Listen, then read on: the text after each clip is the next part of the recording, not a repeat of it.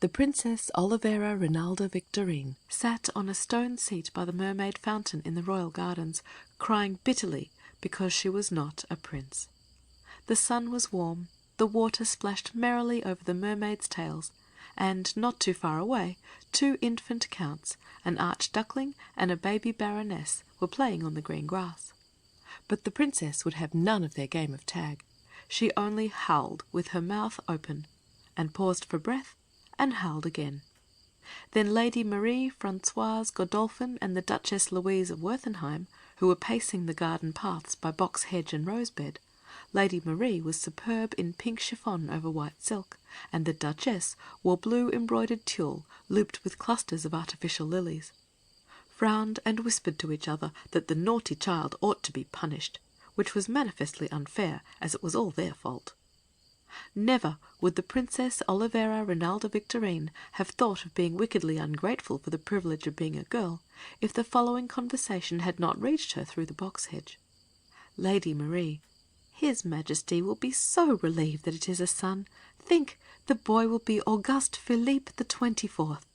The Duchess: I distinctly remember the grief of both king and queen when the princess turned out to be a girl. It was then that the Princess Victorine, who had been dandling her doll and gaining great comfort from this distinctly feminine occupation, threw this same doll from her with violence, unconscious of the symbolic character of the act, and digging her little fists into her eyes, burst into weeping so loud that Lady Marie Francoise and the Duchess Louise dragged their buckram-stiffened trains away over the grass to escape from their victim's cries. Presently sobbing became hard work, and the princess sat still in the sunshine, thinking. Her blue eyes had red rims about them, her yellow hair was dried in wisps on her forehead, her fat legs hung dejectedly down.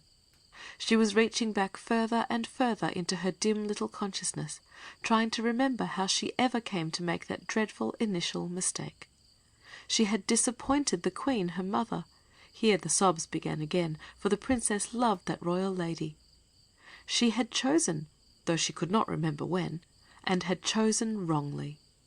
Then she began to wonder what it was to be this thing that the king and queen and Lady Marie and the Duchess were so grateful for, a boy.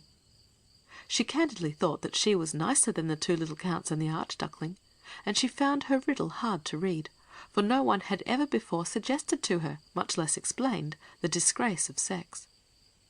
Crying was difficult, and thinking was harder still for the princess. Presently she jumped down from her bench and trotted away almost joyfully, for a happy thought had struck her. The princess was the sweetest, most obliging little soul in the world, and helpful withal. A way of escape had suggested itself to her. She would find out what boys were like, and be one. The queen, her mother, should be no longer disappointed in her, nor should any ladies of the court make invidious remarks through box hedges. Whatever happened, she would never again turn out to be a girl. So, in an unfortunate comparison made by 2 people who could obviously ill afford to be critics, began the evolution of that unnatural monster, more fell than hunger, anguish, or the sea, a mannish woman. At first the Princess Victorine prayed about it. Every night, in her little golden crib, which had the arms of her house, a spotless leopard couchant, embroidered on the blue satin hangings, she shut her eyes and begged to be made into a prince with yellow love-locks and scarlet doublet and pink hose. Would he be Olivero Rinaldo Victor the 24th? She wondered. But every morning she wakened with indignation to the fact that she was still a girl. As her faith in miracle weakened, her determination to succeed by her own efforts grew stronger, and she never doubted that she could do it if she tried hard enough. Her face took on an expression of firmness, most unfeminine, said Lady Marie, who was her governess. Do not run, my dear, it is so masculine, said Lady Marie often, or do not climb trees, your highness, such rough playing is fit only for boys. Then the princess would look at her with non-committal wide-opened eyes and say nothing. She had a secret inner knowledge, dating from that moment of revelation in the garden, of the superiority of being a boy, and henceforward nothing could take it from her, not precept, nor example, nor soft insinuation of the beauty and propriety of womanliness. She knew that people were trying to deceive her. She had heard of conspiracies before, but she never let them see that she knew. On occasions like this she had a way of looking stupid, which was nearer cleverness than anything else that she ever did. Now, there are people for whom one idea, with variations, will last a lifetime, and the Princess Olivera Rinalda Victorine was one of them. As to questions about the whys and wherefores of things, she never asked one in her life, nor answered one. Very systematically she set about her life work. As His Highness, her baby brother, grew up, she imitated him. Once she was found standing with her sturdy legs apart and her arms akimbo, whistling. Lady Marie and the Queen both wept, and deprived the Princess that day of her bread and jam, but to no effect. She seemed inspired by the energy of the small boy or the demon. Her legs could not keep still. She ran, she jumped, she leaped, she climbed, she played all boyish games, and once, but my ink blushes red in recording this, she was caught by the Duchess turning somersaults in the garden. Terrible were the reproaches heaped upon her, and her misdeeds seemed greater because they went unexplained. On this occasion Lady Marie and the Duchess were both sent to discipline her. Lady Marie was attired in rose satin covered with black lace, and the Duchess was charming in Nile green brocade with pearls. When Lady Marie said, with her scented handkerchief at her eyes, "My dear, your actions are bringing me into disrepute. What will their Majesties think of me?" the Princess, who detested scents, only turned red and said nothing. Not once did she retort that she never would have tried to be a boy if these two had not taught her the desirability of it. She only trudged on in her own way towards the longed-for goal, sure that the scoldings, the reproaches, and, saddest of all, her mother's tears, came because she had not tried hard enough and had not succeeded. There were times when the Princess Victorine surpassed Auguste Philippe. One sunshiny morning, when the two were playing knight and ogre in the courtyard, the prince announced that he meant to climb the castle wall. He only did it out of bravado, for, being a boy with a boy's common sense, he knew that it was impossible. "I'm going to climb it too," said Olivera Rinalda Victorine stubbornly. "Sure, you can't. You're only a girl," said Auguste Philippe, strutting up and down in his slashed velvet doublet and his feathered cap. "And you are only a boy," said the princess, meditatively eyeing him. She did not say it to be saucy, she was only thinking. Then she deliberately took the hem of her embroidered blue satin skirt in her teeth and began to climb the wall, while Auguste Philippe watched from below with wrath and terror in his eyes. By means of a niche here, a clinging ivy vine there, a window ledge, and now and then a friendly grinning gargoyle, the princess succeeded, and stood at last triumphant upon the battlements, waving her blue skirt for a flag. But all that she got for it was a scolding, and to the day of his death Auguste Philippe never admitted that it was true. In fact, he never entirely believed it, though he had watched every step from the courtyard below. Better even than boyish sports, the princess loved stories of knightly deeds, and the very pith and marrow of chivalry entered into her bones. She could not read, but that did not matter, for the story-tellers could not write, but, oh, they could tell tales. Stories of dragons slain and ogres vanquished, stories of maidens rescued, enchanters caught and prisoned, stories of caitiff knights thrust through at the moment of their greatest villainy by the swords of heroes. All these the Princess Victorine drank up with greedy ears and mind, and her heroic little heart throbbed within her. Often, it was most unmaidenly, she furtively felt the muscle in leg or arm, wondering when she would be strong enough to go forth in quest, for not one tale roused in her the desire to become a teller of stories herself. She only wanted to act one. Once she took Auguste Philippe aside, saying, "I'll tell you a secret if you won't tell." "Go ahead," said Auguste Philippe graciously. He had doubly the air of a sovereign, being at once a brother and heir presumptive. "I'm going out to fight a dragon," said Princess Victorine. "Ha!" sneered the prince. "There aren't any dragons any more. You are behind the times." "Aren't any dragons?" cried the princess. "What do you mean?" "There haven't been any for a long time," remarked Auguste Philippe nonchalantly, his hands in his pockets. But the princess would not have the foundations of her faith shaken too easily. "What do they mean by telling us about them all the time?" she demanded.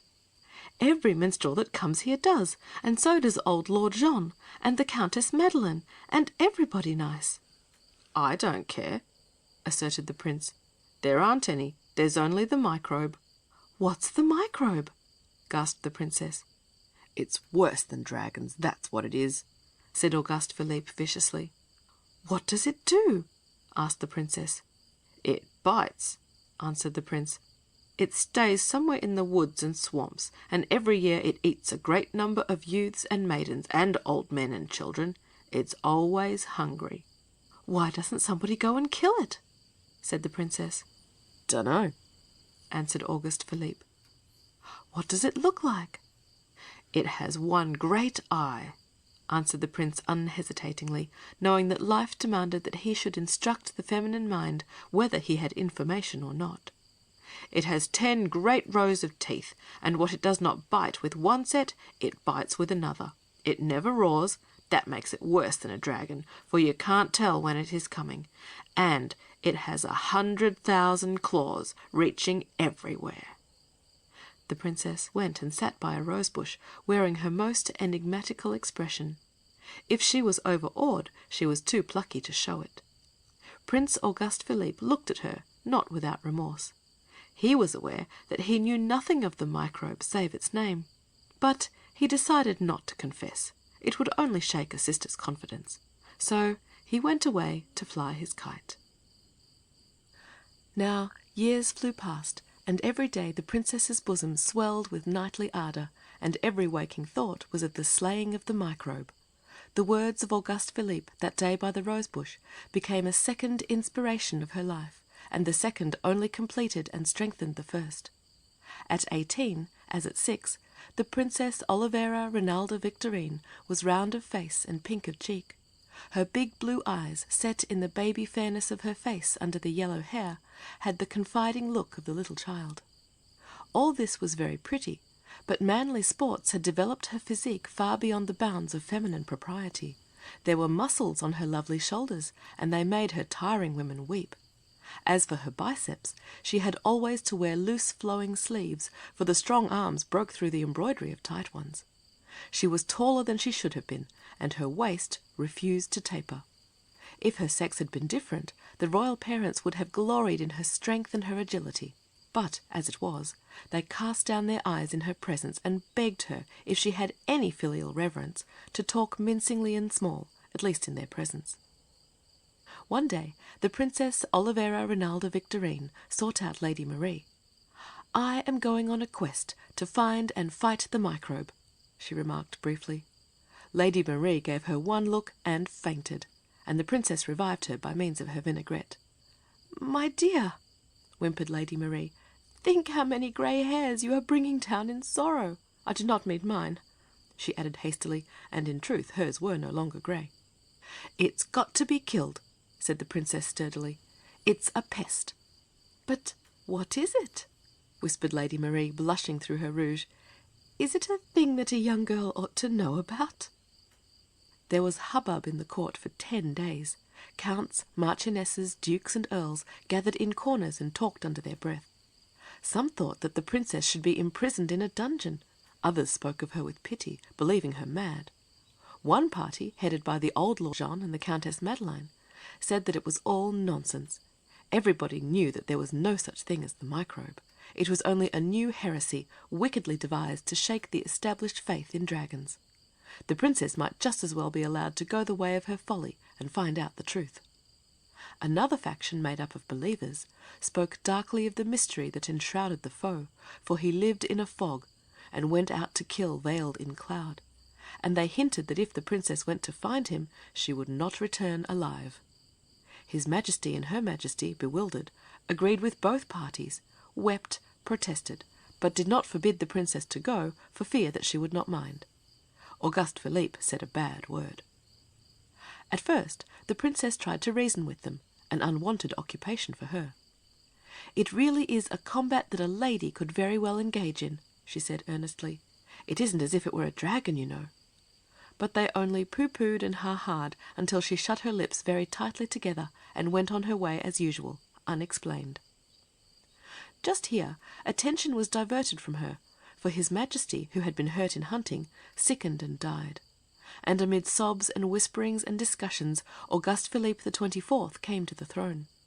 There were many rumours and whispers of how the late king had come to his death. Some said that it was a fall from his steed. Others hinted at the Microbe, shivering with horror at the name. No one was sure of anything, and the court physicians very cleverly gave out that they could not explain at length His Majesty's ailment, because nobody knew enough to understand. But the Princess Victorine, who was not a person of doubts, was convinced from the first. With her head held very erect, she went to the court armourer, and gave orders that he dared not disobey. Then she went to the royal stables and made her choice, while all stood still to watch her, spellbound, no one venturing to lift a hand. Her Majesty was too much overcome with grief to care what happened. Lady Marie and the Duchess were absorbed and happy, getting the court into mourning, and so there was no one but Auguste Philippe to say good-bye to the Princess when she went away. He had risen very early, and stood upon the battlements to see her go. It was one brave June day when the Princess Olivera Rinalda Victorine, armed cap à pie, went forth to war. She was mounted on a charger of dapple grey, a palfrey she would not have. On her head was a shining steel helmet, through the back of which her tawny hair floated down her back. There was not room to do it high. Through her visor her blue eyes sparkled with a steady light. On her arm she carried a blue shield, for even in her battle mood she could not forget what colour was becoming. It bore the device that she had chosen for herself, a virgin rampant, gules. The armour that covered her from head to foot was of wrought rings of finest steel, made with a flowing skirt that fell in protecting folds about her feet. Her right hand held a spear, with her left she guided her steed. "Good-bye, dear," called the Princess, waving her hand to Auguste Philippe. "You are a silly thing," he remarked affectionately from the battlements. "You won't do anything but tear your clothes." He did not try to stop her. In the strain of becoming Auguste Philippe the 24th, he found that there were many things he was not so sure of as he had been before. The flame in his sister's eyes he did not understand, and he wondered why she was not content to stay at home and play at quoits and dance to music as he was. But he resolved that Victorine should make a fool of herself in her own way, and that it should not cost her too dear. So he stood long watching her as she went shining across the great green plain with the light flashing from 1,000 glittering points on her armour. Now the Princess rode by night and day, and not once did her courage fail or her arm grow weary. She left behind the green plain and the pleasant trees, and travelled in a grievous waste beyond the songs of the birds, and anon she came to a woodland that was dark and old. She was sorely puzzled as to the habitat of the Microbe, for in his raids he came from east and west and north and south, and no one could tell if he had a permanent abiding place. Often in the dusky shadows of the wood she stopped to call a challenge. "What ho! Come out and try thy skill!" But that was not his way of fighting, and he stayed hidden. Sometimes she inquired at a cottage door or at the shepherd's hut on the edge of the wood, but all thought that the lovely lady in armour was surely mad, wearing such strange clothing and asking such strange questions. Once she came upon a witch-wife who was gathering simples by a swamp in the wood. "Is the pretty lady looking for a pretty knight that passed this way yestereen?" asked the witch-wife with a horrible leer in her sunken eyes. The Princess elevated her eyebrows with a look of scorn. "No," she answered coldly. "I am looking for the Microbe." "How?" asked the witch-woman with her hand behind her ear. "The Microbe!" shouted the Princess. "Is it a man or a lady or a place?" "It is a monster!" shrieked the Princess. "It kills and eats and destroys." And then followed a faithful repetition of Auguste Philippe's description of the beast. The witch-wife laughed and rocked to and fro, her yellow teeth showing in her shrunken gums. "Oh, dearie, dearie, dearie," she said. "There ain't any such critter, truly there ain't. I've lived here in the swamp 79 year. I never saw one, and I sees pretty nigh everything." "Who eats the youths, and the maidens, and the old men, and the children?" demanded the Princess sternly. "How do I know? How do I know?" cackled the old woman. "I don't." The Princess Victorine rode away, and behind her the witch-wife laughed. "That's the way the pretty knight went," she called. "You'll find him further on." The princess indignantly turned her charger and rode in the opposite direction. That morning came her moment of greatest reward, for by the side of a noxious swamp the grey mist met her, blinding her eyes, and she thought she heard sounds of gurgling and lashing and clawing. Once she caught sight of the great shining eye of which Auguste Philippe had told her, and then she dimly detected the grin of teeth. Olivera Rinalda Victorine was sure that she had met the Microbe at last. With lifted spear and with the shout, "A maiden to the rescue!" she rode into the floating cloud and thrust it through and through. Her spear crashed on something. Her charger seemed to trample a living creature underfoot and snorted with terror. Thrice came swift blows upon the princess's shield, but whether they were of claws or tail she could not tell. Her ears were deafened by the noise, her armour ripped in the gathers at the waist. Her good steed for a moment lost his footing in the morass, but she reined him up, and mad with the thrill of victory, struck out again and again with more than woman's strength. Then, was it fancy, or did she hear a roar as of mortal pain? Did she catch the sound of swift retreat of 100,000 wounded legs? At home, upon the battlements that morning, stood Auguste Philippe with some ladies of the court. Lady Marie was lovely in the deepest crape, and the Duchess was looking her best in heavy mourning. "It was in that direction she went, did you say?" sobbed the Duchess, with a black bordered handkerchief at her eyes. The young King nodded. "How can I bear it?" said Lady Marie, raising her clasped hands to heaven. "Oh, your Highness, send out a searching party. Send 50 armed knights. Think what may happen at any moment." "Sure," said Auguste Philippe the 24th. "Victorine can take care of herself. She is 4 inches taller than I, and her arms are like iron. Let her be. She is foolish, but she has got to have her fling." "In my day," said Lady Marie, "no modest girl would have suggested such a thing." "I dare say," sighed His Majesty. "But the thing has got to come. They must sow their wild oats. She will come back all right." Though Lady Marie did not know it, His Majesty Auguste Philippe then, as always, spoke the truth. At that very moment, beyond the wide green plain and beyond the sandy waste, a young knight, riding slowly with his head bent down upon his breast, came upon a maiden sitting at the edge of a wood. Near her, cropping the grass, strayed a grey charger, with his bridle falling loose upon his neck. The maiden was curiously clad in shining armour, only her helmet was off, and tears were trickling down her cheeks. Now and then she dried them with strands of her yellow hair, and then she shuddered, gazing at a bloody spear she held in her left hand. "Fair lady," said the knight, riding towards her, "tell me your trouble, that I may help you." The Princess Olivera Rinalda Victorine looked up at him and sobbed, and her chain armour rose and fell upon her bosom. She had not cried this way since that memorable day on the stone bench in the garden 12 years ago. "I've killed the Microbe," gasped the Princess Victorine. "Indeed," said the knight, raising his visor and showing a pleasant smile upon a pale face.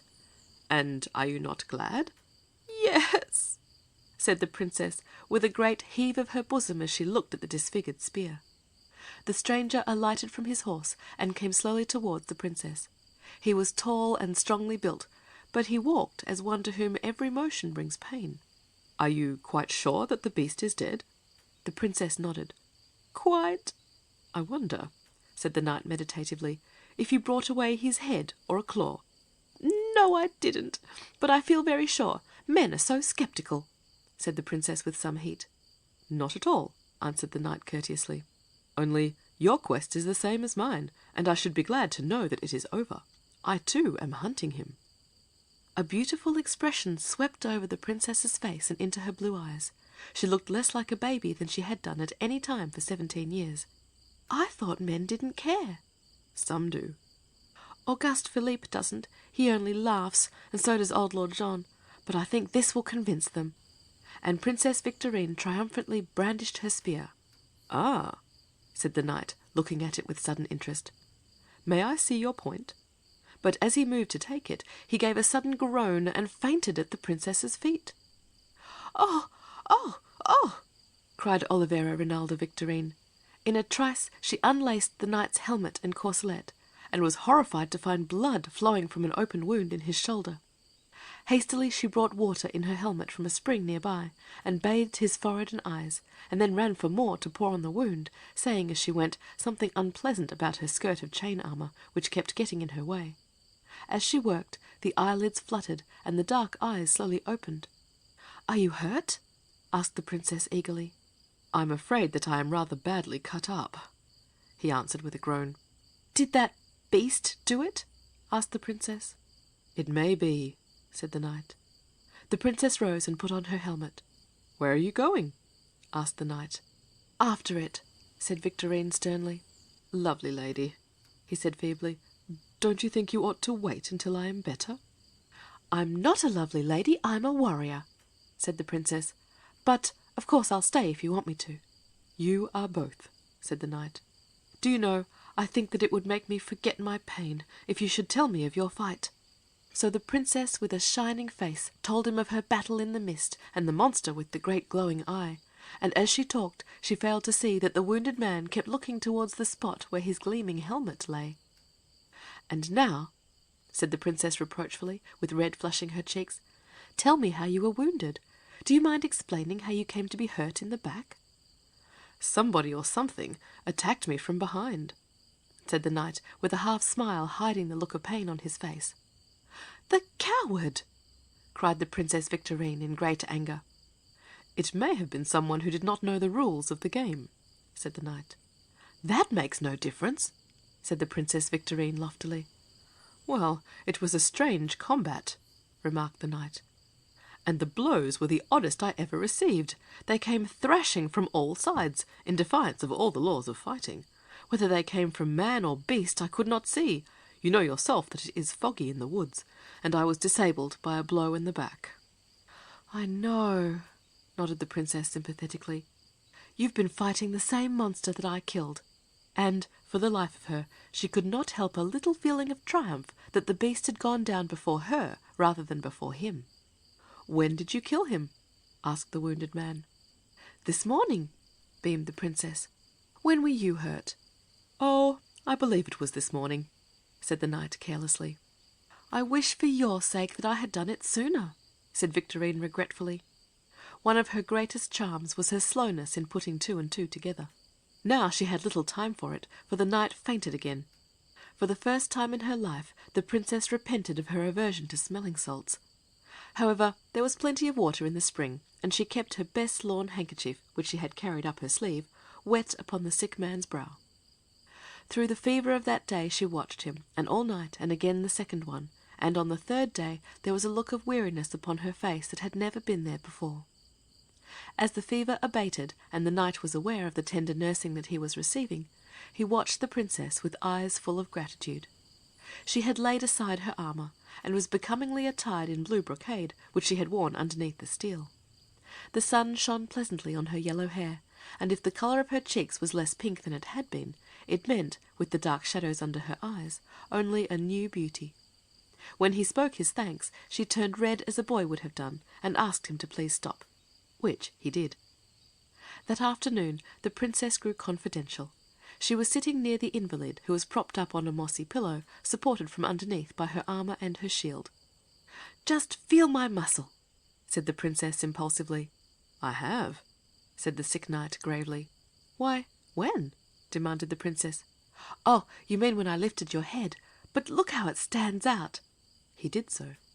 "You see," said Olivera Rinalda Victorine, "I am so unfeminine I ought to have been a boy." "Never!" cried the knight vehemently. The princess looked at him in surprise. "I'm very sure," she said gently. "I've known it ever since I was so high." And she measured off the stature of 6 years by holding her white hand above the ground. "I don't agree with you," said the knight. "You're not in the least like a boy, really. You do not look like one, nor use your arms like one." "When have you noticed that?" asked the princess in surprise. "Oh, lots of times," he answered evasively. "But tell me why you think so." Sitting beside him, with the beech leaves making a flickering shade on her face and throat, the princess told him all the tragedy of her life, her discovery of her initial great mistake, her unavailing efforts to set it right, and the persecution she had suffered because she was not ladylike. It was the first confidence she had made in all her life, and her cheeks flushed a deep red. Overhead sang thrush and sparrow, and a little breeze came and played with her floating hair. Suddenly the knight reached out and took the white hand in his and kissed it. "Why did you do that?" asked the princess softly. "To comfort me for not being a boy?" "No," growled the sick man. "Then why?"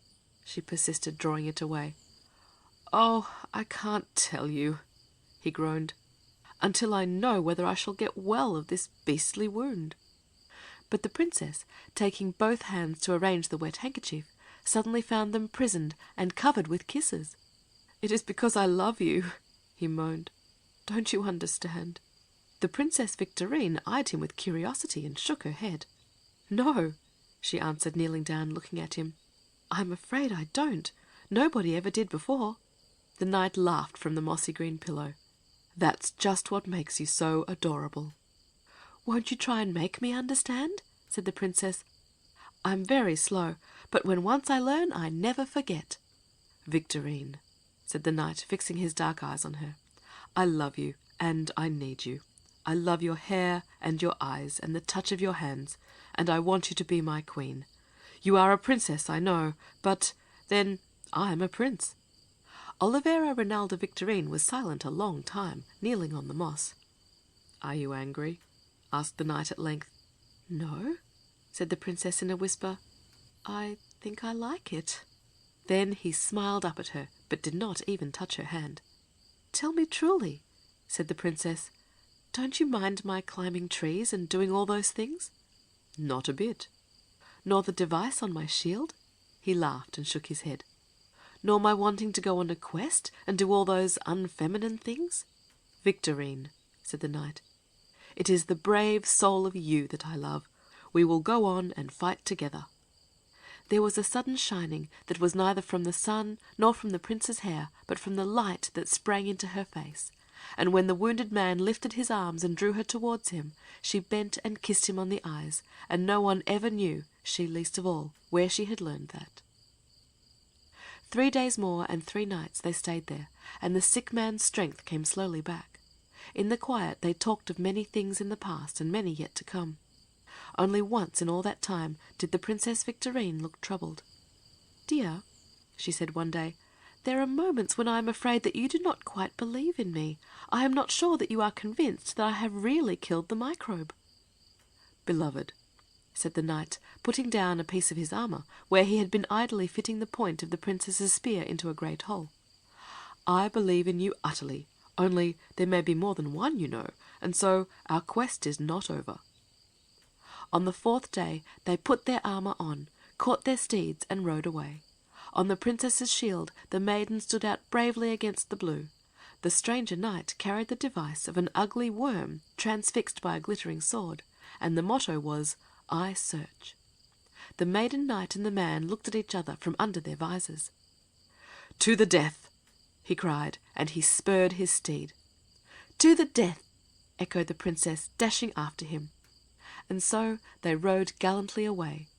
Whether they have found and fought the Microbe none can say, but this is known, that they are happy in the quest.